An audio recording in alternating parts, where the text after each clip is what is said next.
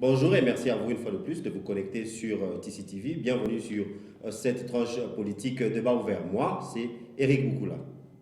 En week-end du 13 au 14 août dernier, la ville de Beni à l'est du Grand Congo été une fois de plus frappée. Frappée, quand je dis, c'est un massacre de plus près de 50 personnes avaient été tuées par machette, par couteau, et ainsi de suite. Et le week-end qui s'est ensuivi, il y avait eu des manifestations, bien sûr, pour demander au gouvernement congolais de se prendre en charge, c'est-à-dire de remplir sa responsabilité de protéger la population congolaise. Bien sûr, des manifestations qui, au troisième jour, c'est-à-dire le mercredi qui suivait, ont abouti à une tuerie, une fois de plus, entre manifestants et policiers. 3 morts au total, un policier, un civil et ça, il paraît que c'est un membre du ADF Nalu. Bien sûr, c'est le groupe ougandais qui est accusé d'être accusé de perpétrer tous ces meurtres. Au total, depuis décembre 2014, c'est un peu plus de 500 personnes qui ont été tuées dans cette localité, c'est-à-dire à l'est de Beni,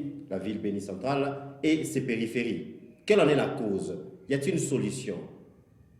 Les gens se meurent. C'est comme ça qu'ici, je reçois une de personnes qui pourra peut-être nous éclaircir. Et là, bien sûr, il s'agit du chargé de communication de l'opposant en exil, Joseph Mukungubila. Et bien sûr, il s'agit de Charlie Jefté Mingiedi. Bonjour Charlie. Bonjour, monsieur Eric. Bonjour. Alors, ce n'est pas par hasard que tu es avec moi ici. Je sais que l'histoire des massacres, quand on parle de massacres, toi et votre organisation du prophète, vous vous y connaissez un peu, je dirais pourquoi. Mais Charlie, le prophète a été un peu spécialisé dans ce qu'on appelle des lettres ouvertes.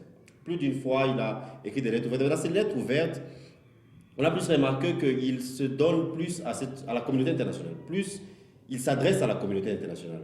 Mais quand je parle des massacres de Beni, la RDC, ou bien la MONUSCO plutôt, est la mission la plus grande, avec le plus grand contingent d'hommes, de policiers et de soldats des Nations Unies, depuis la création des Nations Unies. Et à Beni, où ces massacres sont perpétrés, il y a un camp de la MONUSCO pas très loin. Pourquoi le prophète s'attelle-t-il à continuer à demander à cette communauté internationale d'agir alors que, vu sa position face à Beni, on voit qu'il y a un peu une nonchalance de la part de la communauté internationale? Merci beaucoup, monsieur Eric. Je commencerai par présenter mes condoléances à nos frères de Beni, de la province du Nord Kivu. Hein? Sinon, à tous les compatriotes du Congo, parce que ce qui nous arrive, c'est quelque chose de... Ça fait très mal. Heureusement que dans ton introduction, en parlant de massacre, tu as dit que j'en savais quelque chose. Nous qui avons vécu le massacre, nous savons ce que ça veut dire. Il est vrai qu'on constate quelque chose qui, on ne sait pas expliquer ça autrement. Le silence de la communauté internationale. C'est vrai que le prophète a eu à écrire à maintes reprises. Et parlant de massacre, il a perdu au moins plus de 300 personnes parce qu'il s'est levé un jour, du 5 décembre, où il a écrit pour demander jusqu'à quand le peuple congolais va-t-il devoir payer en versant son sang pour ce pays. Ce sont les 2 lettres ouvertes qui ont amené à ce que Kanambe puisse massacrer Mukungubila et les siens. Vous savez, la communauté internationale, nous le disons comme ça, ce sont les décideurs. Si aujourd'hui nous avons la MONUSCO chez nous, c'est parce que les décideurs ont pu s'asseoir et ont décidé afin qu'on puisse avoir une mission onusienne chez nous. Pourquoi ils n'agissent pas? Ça, c'est un autre point. Mais nous savons que nous avons un gouvernement. Mais donc, vous êtes de l'avis qu'ils n'agissent pas? Justement parce que... Mais pourquoi alors, c'était ça exactement ma question, pourquoi le prophète s'attelle à écrire ces lettres dans lesquelles, bien sûr, il demande, il implore la communauté internationale de réagir? Pourquoi? Pendant que nous devons mettre chacun devant ses responsabilités. Parce que vous savez que le monde ne tourne pas comme ça, vaïka vaïka, ce n'est pas une jungle. Si quand bien même que chez nous au Congo, nous vivons cette jungle-là, mais nous savons que dans le monde, il y a un système qui conduit le monde. Nous devons le reconnaître, raison pour laquelle nous avons les Nations Unies. Quand nous écrivons, quand le prophète écrit, c'est pour mettre chacune de personnes devant ses responsabilités. N'est-ce pas la responsabilité d'abord du gouvernement congolais qui est... Mais le gouvernement congolais est irresponsable. Quand nous écrivons, quand le prophète écrit à la communauté internationale, parce que le gouvernement congolais est irresponsable. Vous vous rendez compte, vous venez de le dire à votre introduction, depuis 2014, vous avez dénombré ici le nombre de gens qui sont morts. Et tout le monde est en train de dire « je suis béni, je suis béni ». Est-ce que c'est aujourd'hui que vous entendez les Congolais dire que je suis béni, surtout nous de la diaspora? C'est aujourd'hui. Ce gouvernement devait attendre aujourd'hui pour déclencher, comme qui dirait, un deuil national de 3 jours. Pour le nombre de morts que nous avons connus à Béni. Écoutez, il ne faut pas se voiler la tête. Le prophète l'a dit clairement dans l'une de ses lettres. Il dit, ce que nous sommes en train de vivre à Béni, c'est parce que on a mis un étranger à la tête du pays. C'est ça le problème. Nous avons un étranger à la tête du pays. Raison pour laquelle nous sommes en train de vivre tout ce que nous sommes en train de vivre à l'est du Congo. En parlant d'un étranger à la tête du pays, on y reviendra parce que, comme on le sait, le prophète est vraiment hostile, si je peux le dire ainsi, au Rwanda et spécialement aux Tutsis, mais on y reviendra un peu. Alors, de la perspective du prophète, c'est-à-dire de vous aussi, quelle est la cause? Parce qu'en fait, il faut chercher une solution à cela, parce qu'il s'avère maintenant que la communauté internationale n'est vraiment pas en mesure de résoudre cela. Commençons par le début, commençons par le commencement. Quelle est la cause de ces massacres en fait? On se rappelle que c'est depuis 20 ans que la région de l'Est du Grand Congo est en instabilité. La situation sécuritaire là-bas est un peu précaire. 20 ans, je dirais que elle s'est perdue, la situation s'est perdue parce qu'il y a eu des tentatives d'essayer un peu de calmer les choses, il y a eu des négociations, il y a eu, comme je l'ai dit, le contingent le plus grand, la mission la plus grande des Nations Unies depuis sa création. Et là, bien sûr, je parle de la MONUSCO, mais toujours pas de solution. Quelle peut être la cause d'après vous? Mais, monsieur Eric, vous vous souviendrez qu'en 1996, le prophète était la seule personne qui s'est levée pour écrire une lettre ouverte, comme vous venez de le mentionner ici, dénonçant l'arrivée de l'AFDEL. Le prophète a dit à toutes les plateformes, commençant par la présidence, toutes les plateformes politiques du pays, dit ne vous mettez pas dans une distraction. Parce que ce que vous voyez là, ce n'est pas une rébellion, c'est une évasion. Ces gens-là viennent pour occuper notre pays, afin de balkaniser notre pays. Ça, c'est sorti de la bouche du prophète Joseph en 1996. Donc, nous connaissons déjà la cause. Et nous sommes aujourd'hui mal au point de voir que certains Congolais continuent à croire que nous avons une démocratie chez nous au Congo. Donc la cause, d'après vous, c'est l'arrivée de Joseph Kabila et l'AFDEL. Je m'excuse, de Laurent Désiré Kabila et l'AFDEL. Justement, l'AFDEL, parce que l'AFDEL, c'est une histoire montée de toutes pièces, dirigée par les étrangers. À l'époque, le Congo, le Zaïre à l'époque, se mourait. Tout le monde ne voulait plus du dictateur Mobutu. Oui.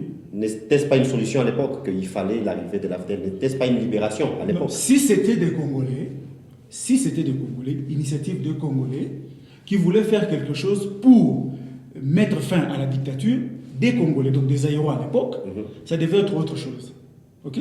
Donc il fallait faire quoi? Il fallait laisser le maréchal Mobutu continuer avec son régime? Non. Jusqu'à ce qu'on trouvera des Congolais qui allaient se mettre dedans? Non. Parce que déjà, il y avait certaines résolutions qui devaient être prises en charge parce que nous étions sous embargo. On a coincé tellement le pays pour que le maréchal puisse lâcher. Mais il ne lâchait pas prise. Il ne lâchait pas prise, mais il a commencé à lâcher prise. Parce que le maréchal n'était pas le tout-puissant. Vous avez vu, il a été vulnérable. La maladie, il avait mis déjà. Mobutu était déjà partant. Donc il fallait laisser la population endurer encore ce... Non, on ne peut pas laisser la population endurer encore. Mais comme nous le disons... Parce qu'on se rappelle le Zaïre, nous avons vécu cette époque. La monnaie à l'époque était... Nous avons vécu cette époque. Nous connaissons ce que nous avons vécu à l'époque. Mais il faut faire la part des choses. On ne va pas accepter une chose pour vivre encore pire que ce que nous avons connu. Si nous voulons nous libérer, nous devons nous libérer, nous devons accepter de souffrir une fois pour toutes pour se libérer. N'empêche, M. Laurent Désiré Kabila est arrivé avec le Rwandais, comme vous le dites, une invasion, mais il s'est retourné contre eux et la population derrière lui. C'était le retour du Congo dans les mains des Congolais. Oui, mais avec... vous savez déjà que M. Laurent Désiré Kabila avait une politique un peu tout autre. Parce que vous souviendrez que M. Kabila a combattu aussi le fils du pays. Je prends par exemple le prophète. Il a été arrêté, torturé, condamné à mort. Puis libéré. Libéré. Puis libéré, oui. Oui. Toujours dans le régime de M. Laurent Désiré. Oui, mais il y a des gens comme le feu papa Jeannot Bemba, ministre à l'époque de l'économie, qui s'est levé, qui a bravé tout ce qu'il pouvait braver pour voir M. Laurent Désiré Kabila, afin de le faire comprendre que le monsieur que vous êtes en train de torturer, le monsieur que vous êtes en train de faire souffrir, ce monsieur, c'est un patriote nationaliste qui se bat, qui défend le pays. Juste en passant, vous commémorez la sortie, c'est-à-dire la libération de Joseph Nkomo-Bila. Oui, ça fait 17 ans. Ça fait 17 ans oui. qu'il a retrouvé sa liberté. Il a retrouvé sa liberté. Il y a quelque chose qui a été organisé à l'occasion? Bon, comme d'habitude, nous rendons grâce à l'Éternel et nous disons que cette libération a un impact avec la vie politique de notre pays. Nous retournons à notre sujet, juste oui. Pour voilà, il arrive, M. Laurent Désiré Kabila, parce qu'il ne savait pas à quel sein se vouer. Parce qu'à ce moment-là, il était venu avec des gens, on lui a fait comprendre que ces gens étaient venus pour... Il le savait déjà, lui-même comme il venait, il savait déjà que ces gens-là étaient là pour balkaniser notre pays. Mais attendez un peu, à la guerre comme à la guerre, il venait avec des gens qui savaient, ils savaient qu'ils étaient là pour balkaniser le pays, ils étaient là pour piller le Congo, mais à la guerre comme à la guerre, il y a façon d'infiltrer son ennemi. Peut-être que c'était une tactique de guerre, parce qu'en fin de compte, comme je l'ai dit, il s'est retourné contre eux. Oui. Alors, pourquoi le blâmer pour... Non, mais on ne le blâme pas, parce qu'en fait, il faut être responsable. Hein. Quand vous avez posé un acte, il faut savoir récolter ce que vous avez semé. M. Laurent Désiré Kabila a récolté ce qu'il avait semé lui-même. Et nous avons eu des tops, parce qu'il nous a laissé. Le monsieur qui aujourd'hui gère notre pays, c'est pratiquement quelqu'un qui est venu du lot de Laurent Désiré Kabila. Nous arriverons, si vous suivez en ligne, bien sûr, sur techcourage.com. Vous pouvez nous rejoindre aussi sur Facebook, Take Courage, sur Twitter. Et bien sûr, là, comme je viens de le dire, je suis avec le chargé de communication de l'opposant en exil, Joseph Nkomo-Bila. Et lui nous dit qu'en fait, la cause de tous ces massacres à Beni, je les rappelle, 50 morts le week-end dernier, plus 3. Ça, c'est après les manifestations entre policiers et manifestants, bien sûr, dans la ville de Beni. Les jeunes qui s'étaient levés disaient qu'ils voulaient déposer un mémorandum à la mairie, mais ça a dégénéré et voici un peu à quoi on a abouti. Vous avez donné la cause, d'après lui, la cause c'est l'invasion, qui n'est plus libération, mais invasion. Et par là, dites-vous que Mobutu a raison, qu'elle disait qu'après moi, c'est le déluge. Ici, on n'est pas venu pour donner raison à Mobutu par rapport à ses déclarations. Mobutu a dirigé le pays pendant 32 ans. Il fallait attendre, il devait léguer quelque chose de bon. Mais vous vous rendrez compte que Mobutu a été entouré de certaines personnes aujourd'hui qui vont se faire passer pour des savants ou bien des gens qui aiment le pays. Et pourtant, quand ils étaient à la commande, ils n'ont rien fait pour le pays. Donc, on ne va pas prendre les dire. Parce que vous savez, quand vous êtes en train de marcher, le pays, c'est un pays qui est quelque chose que nos aïeux nous ont légué. Nous devons prendre soin de ça. Tu épouses une femme, tu sais que cette femme-là, si elle met au monde des enfants, tu dois prendre en charge. Tu ne vas pas dire que non, voilà, comme vous ne voulez pas m'entendre, quand je vais partir, vous allez voir ce qui va arriver. C'est toi qui es allé épouser la femme. Tu dois te comporter à un homme responsable. Là, c'était juste une parenthèse. Alors, comme vous l'avez dit vous-même, le prophète, on l'appelle le prophète de l'Éternel. Oui. Pourquoi? Mais un envoyé de Dieu, on l'appelle le prophète parce qu'il est l'ambassadeur. Et qui est bien sûr le prophète du ministère de la Restauration à partir de l'Afrique. Donc ça, c'est son église. Alors, vous l'avez dit, bien sûr. Non, ce n'est pas son église, c'est l'église de l'Éternel. Oh, voilà, il est serviteur dans l'église de l'Éternel. Il est serviteur dans l'église. Qui a fondé cette église? C'est l'Éternel qui l'a fondé. C'est l'église de l'Éternel. Ok, ça sera un autre sujet. Oui. Alors, en fait, il savait la cause, vous savez la cause. Mais quelle est la solution de votre perspective? Quelle est la solution à ces problèmes? Mais monsieur Eric, vous êtes malade, vous allez voir un médecin, vous allez voir un autre médecin, vous allez voir un autre médecin. Tous ces médecins-là, ils ne vous soignent pas. Et vous arrivez devant un autre médecin qui arrive à diagnostiquer votre maladie. Hein? Et puis vous allez dire que non, monsieur, merci pour avoir diagnostiqué ma maladie et je vais chercher un autre médecin pour me faire soigner. C'est comme ça que ça se passe. Logiquement parlant. N'est-ce pas que c'est le médecin qui a diagnostiqué votre maladie? C'est à lui que vous allez vous confier. Logiquement parlant. C'est comme ça. Parce que vous êtes passé par plusieurs médecins qui n'ont pas su quelle est la maladie qui était en train de ronger votre corps.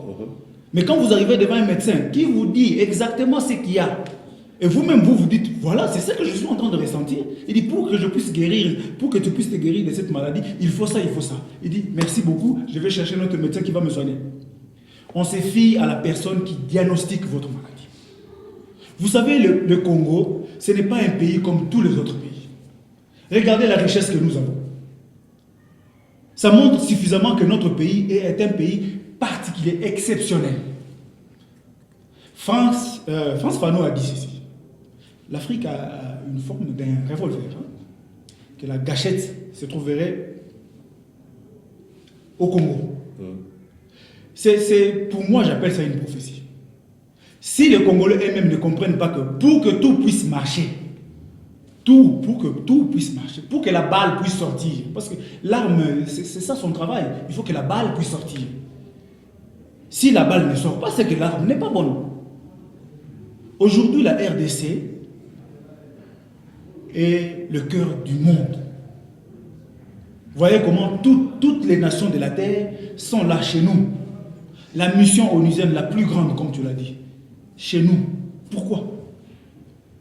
Il y a quelqu'un qui s'est levé, il vous a dit le mal qui venait pour que vous puissiez justement se rendre compte, enfin, de ne pas tomber dans le piège. Vous avez fait fi à cela. Et le prophète a écrit encore une autre lettre pour dire méprise trop dangereuse. Il ne faut pas mépriser quand on vous dit des choses. On te donne un avertissement, tu méprises. Or, c'est cette personne qui a la solution. Quelle est cette solution? Mais écoutez, mon frère, la solution ne peut pas venir de la communauté internationale, mon frère. Évidemment, mais pourquoi alors? C'était la question même que j'avais posée au début, mais continuez de toute façon. Oui, je suis en train de... Parce que je me rappelle de sa lettre du 18 avril dernier, je crois, c'est peut-être l'une des dernières. Il dit, je cite, « C'est choquant que ces génocidaires soient réussis à l'Élysée comme pour défier le peuple congolais en disant, vous mourrez, mais cela importe peu. » Et c'est là, c'était une lettre adressée à François Hollande, le président de la France, c'est quand il avait reçu le président. Mais pourquoi alors sa télé a continué à demander à ses présidents mais non, vous avez vu la réaction. François Hollande a compris que le prophète avait raison. Comment ça? Qu'est-ce qu'il a fait? Mais il a annulé le truc, la visite. Et il devait réceptionner... En quoi cela changera le régime de Kabila? Non, déjà le prophète a démontré que la France a vécu la même chose que nous sommes en train de vivre aujourd'hui au Congo. Revenons à nos moutons, comme on le dit. Quelle est la solution, François? Mais la solution ne peut que venir de nous-mêmes, Congolais. De nous-mêmes, Congolais, parce que nous avons la capacité. Nous avons tous les atouts pour mettre fin à cette histoire. Mettre fin à cette histoire, ça veut dire quoi? Mettre fin à l'occupation. Si nous ne mettons pas fin à l'occupation rwandaise, je martèle très bien, à l'occupation rwandaise qui est en train de servir notre pays, cette histoire de béni ou de trucs ne s'arrêtera pas. Mais elle a commencé bien avant. Quand vous parlez de l'occupation, vous parlez bien sûr du régime de Joseph Kabila. Non. Donc, c'est-à-dire, pour vous, avons l'occupation, c'est depuis l'entrée de l'AFTEL. C'est ça, vous avez posé la question, c'est depuis l'entrée de l'AFTEL. Vous avez vu plus de 6 millions de morts, mon frère. Peut-être nous le disons comme ça. 6 millions de morts, plus de 6 millions de morts. Non. On ne pouvait pas continuer à accepter ces mascarades qu'on est en train de voir dans le pays. Tout ce qu'on est en train de faire là, ce sont des mascarades. Le peuple est en train de mourir. Chaque jour. Il fallait quoi? Quand le prophète l'a dit, jusqu'à quand ce peuple va continuer à verser son sang pour ce pays? Jusqu'à quand? Et tout justement, comment changer ce régime? Comment mettre fin à cette invasion? Mais écoutez, mon frère, vous avez vu dans la lettre, comme vous l'avez mentionné, dans la lettre du 28 mars de cette année, le prophète a dit quelque chose. Je crois que la seule personne qui a compris ce que le prophète voulait dire, c'est le maître Mukendi, les bâtonniers. Quand Corneille Nangaa a dit seulement que nous sommes dans l'incapacité d'organiser les élections, mais on ne pouvait plus rien attendre. Le gouvernement, le monsieur, l'imposteur qui est à la tête de notre nation devait démissionner. Le prophète l'a dit. Comme il a seulement entendu que Corneille Nangaa dise ça. Quand Corneille Nangaa dit seulement que non, nous sommes dans l'incapacité d'organiser les élections cette année. Ça veut dire, c'est fini pour vous. Lui, le monsieur qui dirige, qu'on appelle, que vous avez l'habitude d'appeler Joseph Kabila, il doit démissionner. Parce qu'il est dans l'incapacité, il est incapable. On lui a donné un mandat. Chaque fin mandat, il devait déjà garder l'argent, mettre l'argent de côté pour les élections. Il ne devait pas dire aux gens que non, nous manquons de l'argent. Non. Alors, juste une question qui me vient à l'esprit. Vous dites que, donc on est sous régime d'occupation. Quand vous dites qu'il y a une invasion, on est sous régime d'occupation. Oui. Un régime d'occupation, par la logique des choses, bien sûr, on ne le chasse pas par des élections, c'est par la force, bien sûr. Oui. Mais le prophète... pas seulement par la force. Hein? Parce que quand tu dis par la force, il faut essayer un peu de... Hein? Je fais même référence à ce que le prophète lui-même avait dit, le prophète Mukungobila. Bien sûr, quand je dis le prophète, je fais référence à l'opposant, Joseph Mukungobila, qui est bien sûr... qui s'appelle aussi prophète de l'Éternel. Alors, dans sa même lettre ouverte du 18 avril 2016, quand il écrivait à François Hollande, il dit qu'il essaie un peu de faire un parallélisme entre les morts aujourd'hui à RDC et ceux de la France à l'époque, à l'époque de la Révolution française. Et peut-être à l'époque de la résistance française. De l'invasion allemande. Oui. Ok. Dans la Deuxième Guerre mondiale. Voilà, c'est un peu ça. Alors, la France est libérée par la force. Donc, si on continue avec le parallélisme, le Congo ne peut être libéré que par la force. Pourquoi je pose cette question? C'est parce qu'en fait, le prophète était candidat malheureux aux élections de 2006. Oui. Donc, il avait tenté de... Donc, pour lui, ces élections étaient un peu aussi... Le fait même qu'il s'est présenté comme candidat, pour lui, ces élections étaient des élections. Donc, c'est-à-dire le régime en place était un régime reconnu. Il faut faire la part des choses. Le prophète est allé aux élections et si vous entrez peut-être dans son site, vous allez voir que il a dit ceci: je suis le choix de Dieu. Et pendant même la campagne, pendant tout ça, il disait que je ne suis pas venu en compétiteur, je ne viens pas faire la compétition. L'Éternel m'a demandé de me présenter à son peuple. Ok? Il est venu, l'Éternel a imposé ça pour qu'il vienne se présenter à son peuple. Et quand vous lisez, vous voyez les vidéos, tout ça, vous allez voir clairement, il disait déjà que je ne suis pas venu en compétition. Je suis venu parce que l'Éternel m'a dit qu'il veut me présenter à son peuple. Son peuple qui est le peuple congolais. Vous voyez? Donc, c'est pour montrer que Joseph Moukoubila, donc le prophète de l'Éternel, c'est quelqu'un qui travaille dans une logique quelconque. Il a voulu faire comprendre aux gens que non, nous pouvons le faire partie d'une manière ou d'une autre.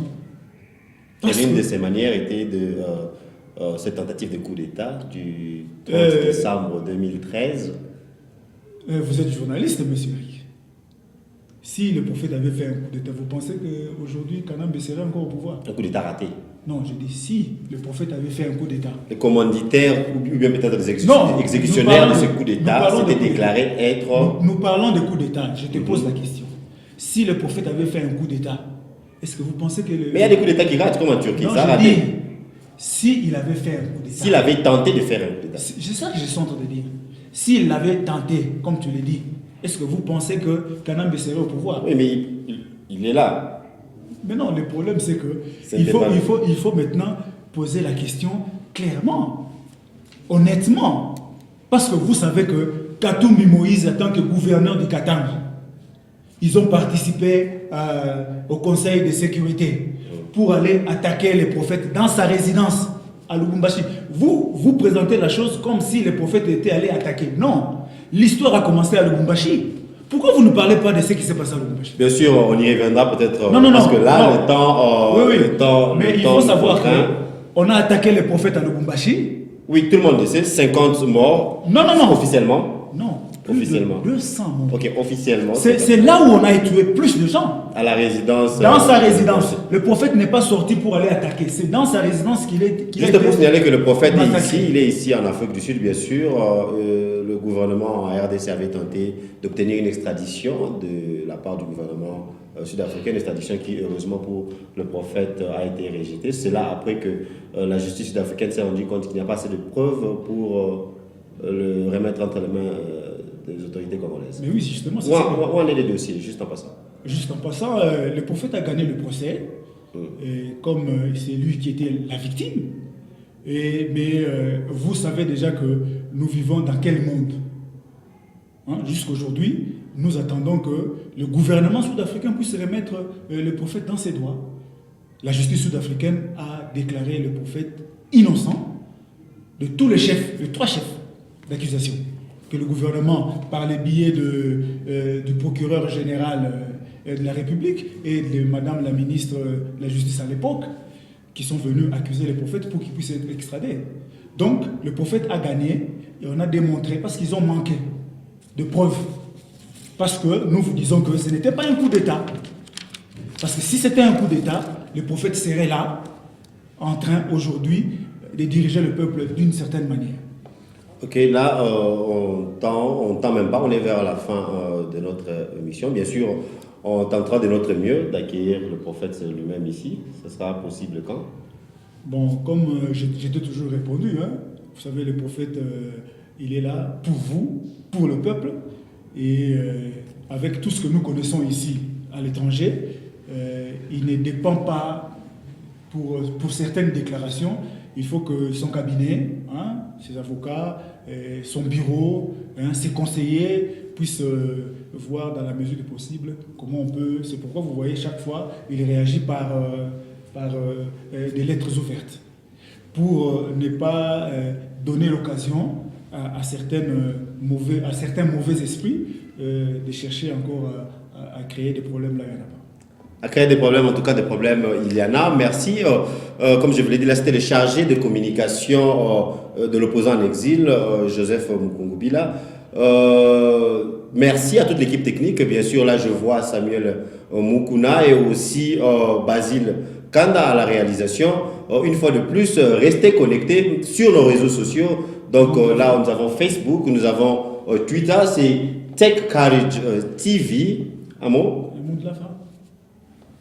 Si vous pouvez me le... Si la réalisation pouvait m'accorder, ça aurait été une minute, juste une minute, très rapidement. Je remercie M. Rick, je remercie Tech College. Tech Catch, hein? Tech College, oui. TCTV, de m'avoir donné cette opportunité. Et je voulais lancer un message au peuple congolais. Et nous avons une maxime hein, aujourd'hui que nous disons toute vérité est réalité, mais toute réalité n'est pas nécessairement une vérité. Que le peuple ne puisse pas se distraire. Cette année, c'est l'année de la libération du peuple congolais. Et cette libération ne peut pas venir d'ailleurs, si ce n'est par le peuple congolais lui-même. Donc, nous devons nous mettre derrière celui qui a l'autorité divine pour libérer le peuple congolais. Merci, merci et à la prochaine. Parfait.